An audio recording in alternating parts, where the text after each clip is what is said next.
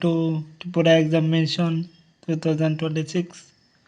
তো আজকে জিআরবিডি class, GK class, জিআরবিডি এবং ট্যাটু এক্সামের জন্য ভেরি ইম্পর্টেন্ট একটা ক্লাস নিয়ে চলে আসলাম তোমাদের মাঝে। তো তোমরা যারা যারা ফ্রি অফ কস্ট জিআরবিডি এবং ট্যাটুর এক্সাম নিতে চাও, তাহলে আমাদের ক্লাসগুলি লিখে রাখা কোশ্চেনগুলি, সেগুলি পরীক্ষার জন্য খুবই ইম্পর্ট্যান্ট।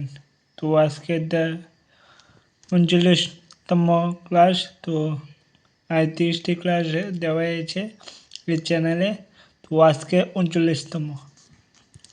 প্রথম প্রশ্ন, ভারতের সংবিধানে বিচার বিভাগ ধারণাটি নেওয়া হয়েছে কোন দেশ থেকে? ভারতের সংবিধানে বিচার বিভাগ ধারণাটি নেওয়া হয়েছে কোন দেশ থেকে? মার্কিন যুক্তরাষ্ট্র থেকে নেওয়া হয়েছে। কোন দেশ থেকে সংবিধানে মৌলিক অধিকারটি নেওয়া হয়েছে? মৌলিক অধিকারটি নেওয়া হয়েছে সেটা আমেরিকা থেকে মৌলিক অধিকার নেওয়া হয়েছে। ভারতের সংবিধানে রুল অফ ল কোন দেশ থেকে নেওয়া হয়েছে? ব্রিটিশ থেকে রুল অফ ল মানে আইনের শাসন, এটা হচ্ছে ব্রিটিশ থেকে নেওয়া হয়েছে। আজ পর্যন্ত সংবিধানের প্রস্তাবনা প্রেয়াম্বল কতবার সংশোধিত হয়েছে? সেটা উত্তর হচ্ছে একবার।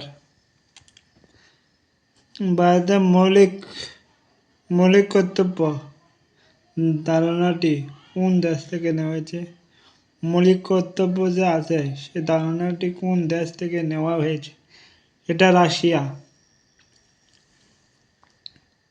ভারতের সংবিধানের কোন অংশ তপশিলি জাতি ও তপশিলি উপজাতিদের নিয়ে আলোচনা করেছে?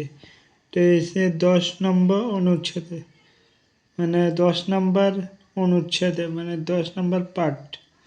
সংবিধানে কয়টি পার্ট? 22টি পার্ট আছে। এর ভিতরে 10 নম্বর পার্টে তপশিলি ও জাতি উপজাতিদের নিয়ে আলোচনা করা হয়েছে। সংবিধানের কোন অংশে একটি ধারা আছে? সংবিধানের কোন অংশে এটি ধারা আছে? এটি এটা হচ্ছে 244 থেকে 244 এতে তপশিলি জাতি উপজাতিদের নিয়ে মানে লিখিত আছে। ধর্মনিরপেক্ষ শব্দটি কোন সংবিধানে যুক্ত করা হয়েছে? কোন সংশোধনীয় যুক্ত করা হয়েছে? ধর্মনিরপেক্ষ শব্দটি কোন সংশোধনে যুক্ত করা হয়েছে? 1976 সালে 42তম সংশোধন মানে শিডিউলে এটা নেওয়া হয়েছে। এই ছিল আজকে ক্লাস। তো কেমন লেগেছে ক্লাসগুলি তোমরা কমেন্ট করে অবশ্যই জানাও, এবং আমার ক্লাসগুলি ভালো লাগলে অবশ্যই চ্যানেলকে সাবস্ক্রাইব করে দেবে। সেটা খুবই ইম্পর্টেন্ট, একদম ফ্রি অফ কস্ট। যেখানে কোচিংয়ে অনেকগুলি টাকার প্রয়োজন, সেখানে ফ্রি অফ কস্টে পেয়ে যাচ্ছে একদম। তো সবাই ভিডিওটি ইম্পর্টেন্ট লিখে রাখো। Thank you so much. আবারও দেখা হচ্ছে আরেকটি ভিডিও নিয়ে।